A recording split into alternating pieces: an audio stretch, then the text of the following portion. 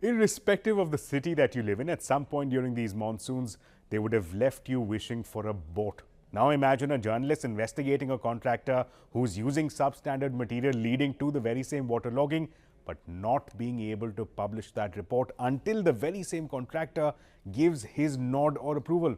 Experts say that such a bizarre situation is closer than you think. The Digital Personal Data Protection Act was passed by the Parliament in 2023. It is yet to be implemented. The final rules are also yet to be notified. Now, bodies representing the media and journalists are crying out that one key ingredient is missing, which could lead to a chilling effect on press freedom. So what is that key ingredient? Well, the DPDP Act regulates the collection, use and storage of personal data, which is at the core of journalistic work. Yet, despite this, no exemption from the law has been provided for journalistic work. Now, this may make you think, why exempt journalists? What makes them special? And how does this even affect the common man? Well, let me try to answer some of those questions.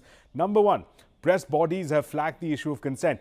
Under Section 7 of the DPDP Act, journalists will be in a bizarre situation where they have to issue notice and obtain consent from who they are writing about. Here's why that's a problem. Using the same example that we began with, which illegal contractor will consent to publishing of a story against him or her for waterlogging? Here's another example. Imagine a sports journalist writing on India's Tour of England. The data protection law requires that that journalist seeks consent from the playing 11. But how does he or she, sitting in Noida, serve notice and then take consent from the entire Indian and English cricket squad in the UK? Also imagine a reporter working on a story about revision of Bihar electoral rolls. Again, how does a reporter sitting in Mumbai seek consent from hundreds, if not thousands of voters from, say, Darbhanga? Number two, the DPDP Act requires information to be collected and used only for a specific and clearly stated purpose. But journalists seeking and collecting information is by definition exploratory in nature and for research and analysis impractical to state a specific purpose. Take, for example, a journalist investigating a corrupt public official and collecting information like name, address, property details and finances. As per experts, under the existing regime, the journalist will need to declare to the public official that the information is being collected for investigating him. Again, a bizarre situation. Number three, Section 36 allows the Data Protection Board to seek any information from journalists and media groups. The worry is that this power could be used to ask journalists to reveal their sources like informants and whistleblowers.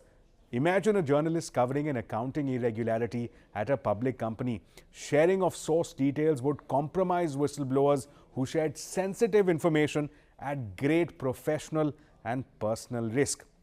Number four, the DPDP Act, as per activists, also has weakened the RTI. Previously, personal details of public officials could be shared in larger public interest. That window has been shut. Government bodies can refuse personal data, refusing to even consider the issue of larger public interest. And lastly, and perhaps most importantly, no exemption for journalists means that journalists could face penalties of up to 200 crores for just a single case of non-compliance. Now, these practical difficulties have led to major democratic countries opting for some exemptions or protection to journalists. EU's GDPR clearly provides for exemption for journalistic work. The same is seen across EU countries like Germany, France, Italy, Spain and Austria. UK's Data Protection Act exempts journalistic work. So do the data protection laws in Singapore and Australia. Canada and South Africa also have inbuilt protection for journalists.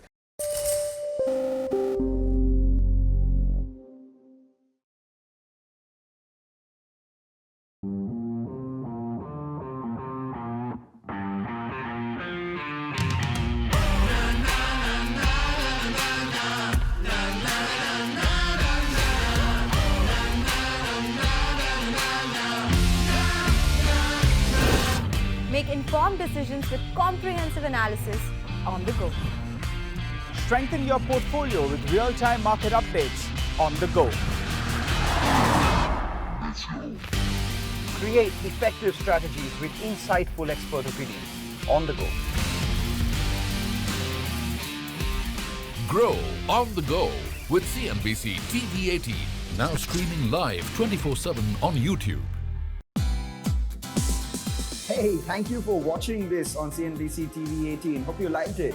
For more such interesting news and updates, Follow CNBC TV 18 on all the social media platforms.